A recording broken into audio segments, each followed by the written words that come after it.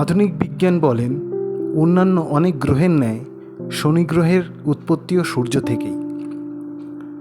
ভারতের পুরাণকারগণ এই তথ্য অজ্ঞাত ছিলেন না। বিবস্বায়নের ঔরসে এবং তার স্ত্রী সংজ্ঞার প্রতিকৃতি ছায়ার গর্ভে শনির জন্ম। সূর্যের আত্মজ বলেই শনির আর এক নাম সৌরী। ছায়ার গর্ভজাত বলে তিনি ছায়াসুত।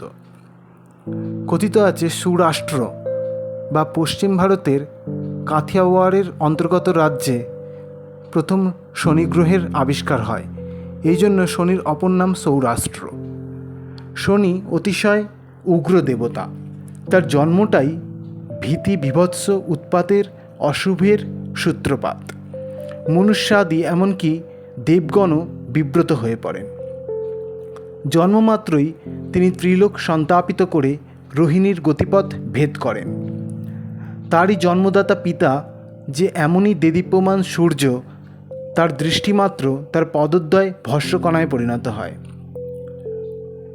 শনিদেবের এরকমই ক্রূর দৃষ্টি, সেটা আমরা সবাই জানি। এই বিষয়েই আজকে আলোচনা করব, শুধুমাত্র সনাতনী ভাবনায়।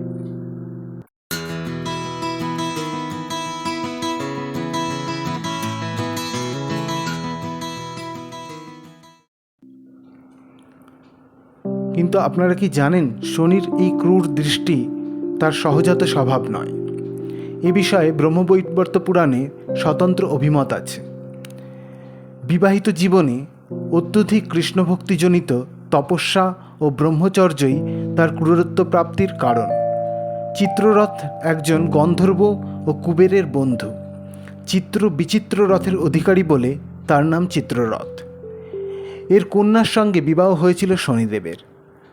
ঋতুমতী ভার্যা শালঙ্করা এবং সকামা হয়ে সম্মুখে এলেও হরিধ্যানে নিমগ্ন শনি ঠাকুর তাকে দেখেও দেখলেন না। এতে দেবী যথেষ্ট অপমানিত বোধ করলেন এবং স্বামী শনিকে সরোষে অভিশাপ দিলেন।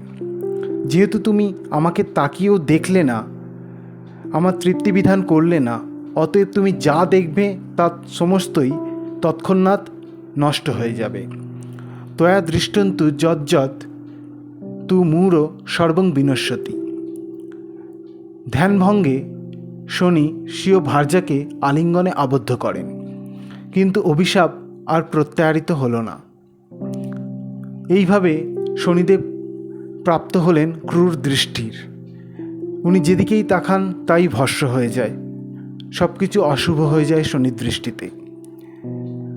এইভাবে ব্রহ্মবৈবর্ত পুরাণ অনুযায়ী আমরা দেখতে পাই শনিদেব ক্রূর দৃষ্টি লাভ করেন এবং মনুষ্যগণ এবং দেবতাগণও শনিকে এই কারণেই ভয় পায়।